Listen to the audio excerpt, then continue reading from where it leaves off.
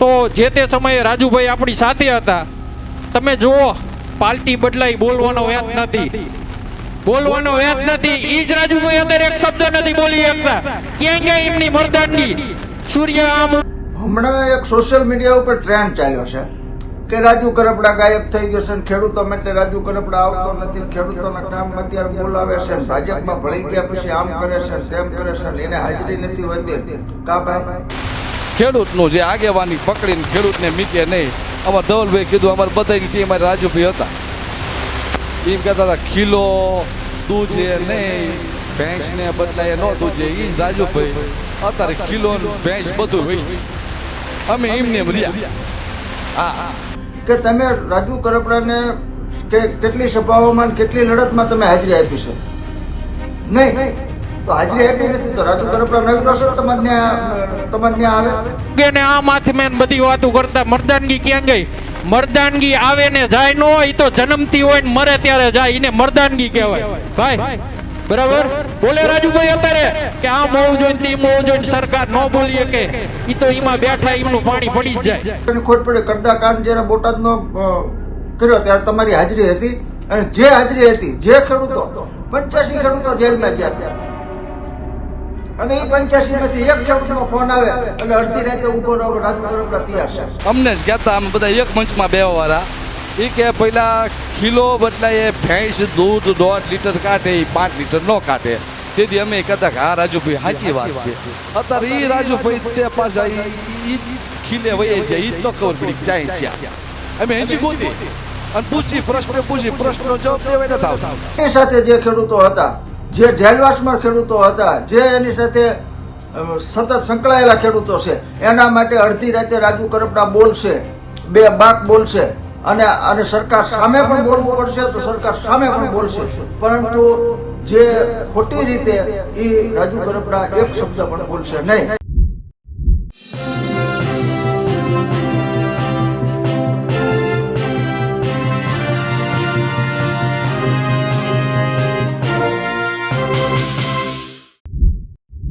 એક તરફ ખેડૂતોનું આંદોલન ચાલી રહ્યું છે, તો બીજી તરફ લોકો ખેડૂત નેતાઓ હોવાના દાવા કરતા લોકોને શોધી રહ્યા છે, જેમાં આજકાલ રાજુ કરપડા નંબર 1 પર છે. તમામ જગ્યાએ ટીકાઓ થઈ રહી છે, સવાલો ઊભા થઈ રહ્યા છે. ત્યારે તેમના કાકા રામકુ કરપડા તેમના ફેવરમાં આવ્યા છે, તેમના સમર્થનમાં આવ્યા છે. ખોટું પણ કંઈ નથી, ભલે એ કોંગ્રેસમાં હોય, એમની પોતાની અલગ રાજનીતિ હોય, પણ વાત જ્યારે પરિવારની હોય તેઓ પરિવારની સાથે ઊભા છે.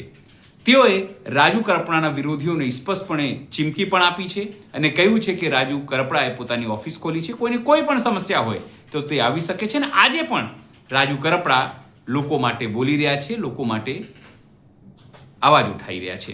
કેટલું ઉઠાવી રહ્યા છે તો આપણને ખબર છે, પણ સ્વાભાવિક છે કે તેમના સમર્થન એટલે રાજુ કરપડાના સમર્થનમાં પણ હવે અવાજ ઉઠવા લાગ્યો છે. નમસ્કાર, હું છું ચિંતામણી પુત્ર અનિલ પટેલ. સ્વાગત છે આપનું અમારા કાર્યક્રમમાં.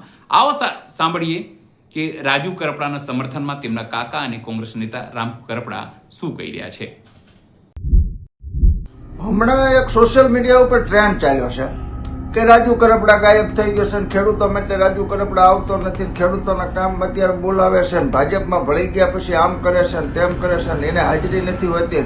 કા ભાઈ, રાજુ કરપડા છેલ્લા 8 વર્ષથી લડે છે ખેડૂતો માટે.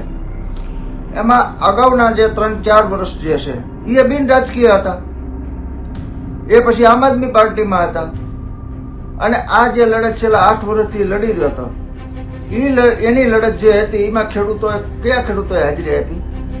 અત્યારે તમે બધા કહે છે કે અહીંયા રાજુ કરપડા નથી આવતો, ફલાણે નથી આવતો. રાજુ કરપડા આવશે, પણ ક્યાં આવશે કે એને તમે જે ખેડૂતો છે એનો ફોન નંબર ચાલુ છે, એનો ફોન કરવો.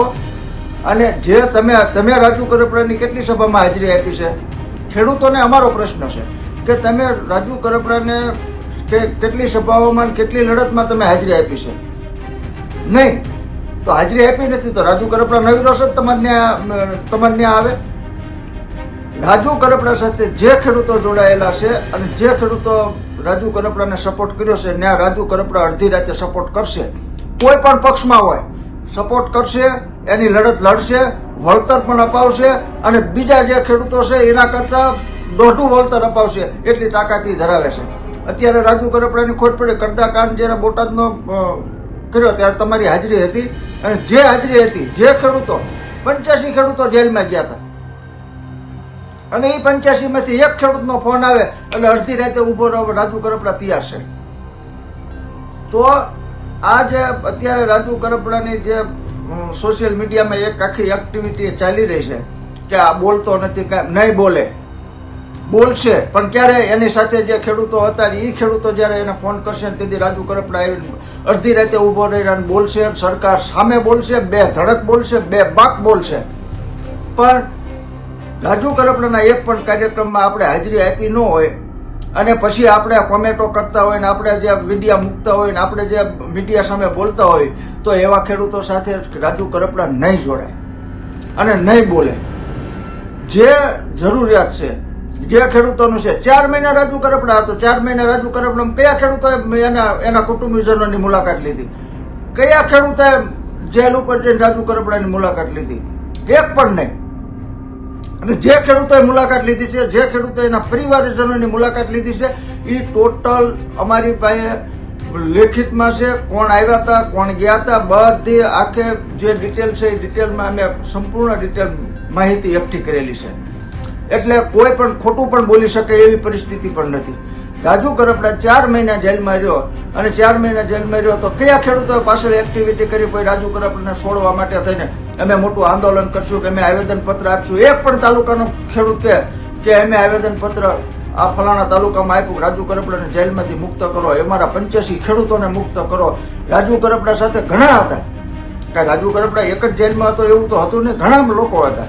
એ ખેડૂતો માટે, એ ખેડૂતના આગેવાનો માટે તમે શું કર્યું? કશું નહીં. તમે તો ઘરે જઈને બેસી ગયા. તો ખેડૂત નેતા આ રીતે તૂટી જાય છે અને તૂટી જાય છે, ખપી જાય છે અને પછી આપણે કાગારોળ કરવી છે કે અમારું કોઈ ખેડૂતોનું સાંભળતું નથી, ખેડૂતો માટે કોઈ બોલતું નથી, ખેડૂતો માટે કોઈ ખેડૂત આગેવાન આગળ આવતો નહીં. શા માટે આવે? ખેડૂતો માટે ખેડૂત આગેવાન શા માટે આવે? તમે ખેડૂત આગેવાનોને, તમે ખેડૂતોએ જ રજડાવ્યા છે. ખેડૂત આગેવાનોને ખેડૂત આગેવાન ના છૂટકે થાય અને અન્ય પક્ષોમાં પક્ષ બદલી કરતો હોય છે કે એની માથે અનેક કેસો થઈ જાય. એ કેસોને ખેડૂતો માટે જે લડત હોય, ખેડૂતો માટે જે કેસો થયા હોય અને એ કેસ થઈ જાય એટલે એ લોકો મજબૂત થવું પડે. તમારો સપોર્ટ 4 મહિને ક્યાં હતો? રાજુ કરપડા જેલમાં રહ્યો ત્યાં સુધી તમારો સપોર્ટ ક્યાં હતો? તમે એક પણ આવેદનપત્ર નથી આપ્યું, એક કોઈ વસ્તુ, કોઈ મૂવમેન્ટ નથી કરી. ત્યારે તમે અત્યારે બૂમ બરાડા પાડો રાજુ કરપડા આવતો નથી, રાજુ કરપડા બોલતો નથી, નામ નથી કરતો, તેમ નથી કરતો. તો રાજુ કરપડા એક શબ્દ નહીં બોલે અને રાજુ કરપડા બોલશે. એની સાથે જે ખેડૂતો હતા, જે જેલવાસમાં ખેડૂતો હતા, જે એની સાથે સતત સંકળાયેલા ખેડૂતો છે એના માટે અડધી રાતે રાજુ કરપડા બોલશે, બે બાક બોલશે અને સરકાર સામે પણ બોલવું પડશે તો સરકાર સામે પણ બોલશે. પરંતુ જે ખોટી રીતે એ રાજુ કરપડા એક શબ્દ પણ બોલશે નહીં. જે ખેડૂતો એના સપોર્ટમાં, એની ઓફિસ સુરેન્દ્રનગર ચાલુ છે, એના ફાર્મ હાઉસ ઉપર પણ ગામડે પણ ઓફિસ ચાલુ છે અને જે ખેડૂતો જે એની સભાઓમાં જેમાં હાજરી આપી હોય એમાં રાજુ કરપડા અડધી રાતે આવવા તૈયાર છે. જય જવાન, જય કિસાન. રામકુ કરપડાની વાત સાંભળીને આપણે શું લાગે છે, સાથે રાજુ કરપડા જે રીતે ટ્રોલ થઈ રહ્યા છે તેને લઈને આપણે શું લાગે છે, જરૂરથી અમારા કોમેન્ટ બોક્સમાં કોમેન્ટ કરજો. એ સિવાય અમારી યુટ્યુબ ચેનલ લાઈક કરો, સબસ્ક્રાઇબ કરો, બેલ આઇકન દબાવો. સાથે અમારી ઇન્સ્ટા અને ફેસબુક પેજ છે, ત્યાં પણ તમે અમને અવશ્ય ફોલો કરો. અત્યાર માટે બસ આટલું જ. નમસ્કાર.